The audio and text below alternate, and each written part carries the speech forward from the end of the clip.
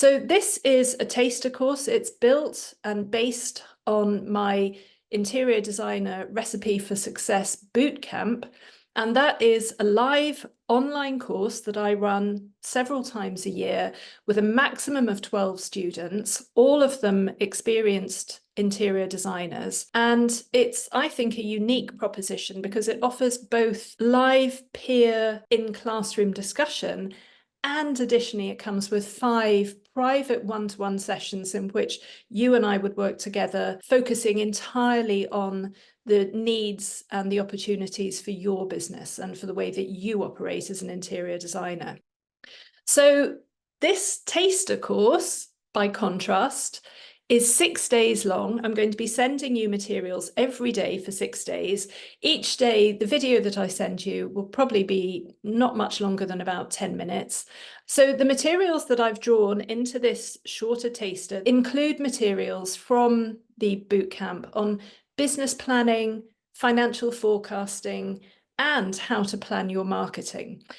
I'm also going to be talking to you as part of this taster about managing your clients, managing your business, managing your time, and managing yourself. So the timetable for this program, 6 days. Today, I'm going to be talking to you about one of the most important aspects of professional practice. I think it is the thing that sets apart the good from the great, and it's mindset. So we're going to be looking at case studies of designers who just have exceptional, exemplary mindset. So that's today. Looking forward, we're then going to look at time management on day 2. We're going to be looking at training your clients and setting boundaries on day 3. Day 4, we're going to be talking about planning your business. And we're going to be looking at how we can use AI to help us speed up that planning process, to sort of catapult us further forward into the process of planning our business. Day 5 is looking at what you offer. So it's thinking about who your clients are and how the products, the services that you offer match perfectly with the needs of your clients. Very important. And then the final day, we're going to be talking about marketing your services. And we're going to be looking at how you can draw in those ideal clients committed to your perfect services. So that's the overview of this course and the various elements that I'm going to be sending to you on a day-to-day basis. Okay, so a very quick introduction to me. I'm Julia Begbie. I began my career working in the city, and I did 10 years working on the New York Stock Exchange based in London. And the reason that I've put this in is I think it's what's given me my passion for business. The company I work for merged with another business, and as a result, we were all made redundant. And I took my redundancy payment, I followed my heart, and I went to study interior design, and I studied it for a year full-time at the KLC School of Design, which some of you might be familiar with. I left there, I went straight into employment, and I worked for a couple of years with Henrietta Spencer Churchill at Woodstock Designs. So we had fantastic clients. We had wonderful opportunities. We could specify pretty much anything. We were working in a very particular style. So we were working in English country house style. And it was a wonderful learning time. So I'm sure you know that if you've studied interior design at college, by the time you actually go into practice at an industry, you learn almost the same again practicing in industry. So you might have taken a year or 2 or 3 at college. You then need a year or 2 or 3 working in the industry. So I learned a lot, but I didn't really learn about entrepreneurship because I was working for somebody else. They were taking all of the risk. I worked, Monday to Friday, and I just didn't have that entrepreneurial mindset that you need to have when you're running your own business. After a while, I felt like I had actually got to grips with the practice of interior design, and it was time to step up and take the opportunity of making a bit more money and doing it for myself. So in 2001, I began my self-employed career. And I'm sure that you've had similar experiences. Some of it worked out well, but there were occasional bumps. And again, moving from studying interior design to working for somebody else to working for yourself, again, is a whole new regime of learning. You know, there's a whole new raft of lessons to be learned as part of that process. So in 2004, I had what I call my Evangelista moment. And for those of you who are a bit younger, this was the point in Linda Evangelista's supermodel career where she said she wasn't going to get out of bed for less than $10,000 a day. She had a luxury product. She knew its value. She wasn't going to put herself forward for anything that didn't respect that value. Well, in 2004, I had that same change of mindset. At the end of 2004, I found myself with a fantastic portfolio career. So I had interior design practice, which I was running successfully. I also started teaching at KLC, which was great timing for me because it enabled me to build my business and run my teaching alongside one another. And eventually, I also moved into property development. So for the remainder of my practicing career, I had those three strands all running concurrently. My time at KLC, when I was lecturing and ultimately a director of the college, I calculate that I must have seen thousands of designers graduate. I was there for 19 years, and every year a few hundred went into the industry, having come through KLC.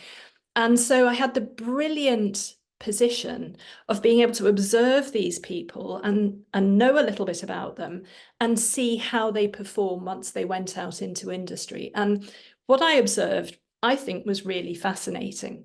I want to talk to you about what I call the 3%. Of 100 people who go out into interior design to practice, only about 3% of them actually make it to the very top of the industry, you know, where they have name recognition, where they have the clients of their dreams, where they're completely in control of their business, where they're making, you know, a lot of money, and where they're really enjoying the practice that they're head of. I'm going to look at 3 examples from my period teaching at KLC, people I've seen come through the school and go on to great success. And I want to consider why it is that these people have been as successful as they have been. So let's have a look at some of them. So I'm going to start with Rebecca Lavars, Becky, and she was a student at KLC for 1 year on the full-time diploma. And you can see from the images here of her work, you know, she's obviously a hugely talented designer. She's fantastic with bespoke detailing. She's very creative. She's very original. However, that's not all that she has to offer. She is a very warm individual. She's resilient. You know, you batter down, she bounces back, you batter down, she bounces back. And she's supremely professional and hardworking. So that's Becky, Rebecca Lavars. And next up, a student I want to speak to you about, a very successful designer now, is Anna Burles. And Anna Burles runs a multi-discipline agency called Run for the Hills. So they do a lot of commercial work as well as residential. They do graphic design, branding, and you can see residential practice as well. Very rich, very thoughtful. Now, Anna, again, obviously very creative, very sensitive, very thoughtful, but she's also very brave. She's made some very strong business decisions and stuck to them. And I think part of this plays into the success that she's had. The final designer whose work and whose attitude I want to speak to you about is Sarah Cosgrove. Now, Sarah is actually a massive force of nature. She has incredible energy, an amazing work ethic. She's really superhuman. Obviously, again, lovely residential interior design work, enormous energy, fantastic personality, very strong personality, knows who she is, you know, very confident, huge drive, and huge business acumen. She's got a great business instinct, Sarah. So what is it about these 3 individuals? What do they have in common that we could learn from in terms of their approach to their interior design practice and indeed to life. In each case, they are really curious. They want to know why. They're really interested in finding out more than just superficial aspects of whatever they're working in. And they have great openness. They are happy to take feedback. They're very resilient. So if they have to be quite tough, quite thick-skinned. They're reflective. So not for them to blame everybody else. If things don't work out, they would be much more likely to think about their own performance and critique that quite strongly before they start looking to attribute blame elsewhere. And they are feedback seeking. So each one of these people, as students, was very keen not to be flattered, but to be told where they could improve. You know, yes, I did that bit well, that's all great, but actually I want you to give me critical feedback because I want to learn. So they seek feedback. I imagine that they continue to seek feedback from their clients as well. They are also positive people. They are radiators and not drains. They're optimistic. They assume that good things are going to happen, which is, you know, a frame of mind that we can get ourselves into.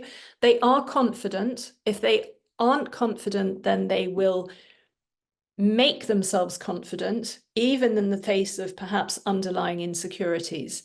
They are grateful for what they have. They recognize how well they've done and they don't take it for granted. They are deeply sharing. So each one of these students, in contrast to some others, when they were in the classroom, were the ones who, when they finished their project early, actually looked around the classroom to see who else needed help and then gave up some of the time that they should have been spending on their projects helping other people. And they are goal-oriented. So they think strategically, they make plans, they set targets, and they decide how they're going to work towards those targets. So they believe in effort leading to mastery. So it takes hard work to be able to become really good at something. They love learning. They continue to tackle the aspects of their performance where they don't feel at their strongest. They embrace challenges. So they run headfirst into challenges instead of pretending that they're not there. They're inspired by others, and when the chips are down, they look around and they change. So they're absolutely prepared to pivot, adapt, change what they're doing based on what they're observing is happening in their market. What I'm describing here very specifically is mindset. And mindset is the -- decider on whether or not you are going to be really successful in industry. So we all know people who are negative and who assume that, you know, they've been unlucky or unfortunate or it's somebody else's fault.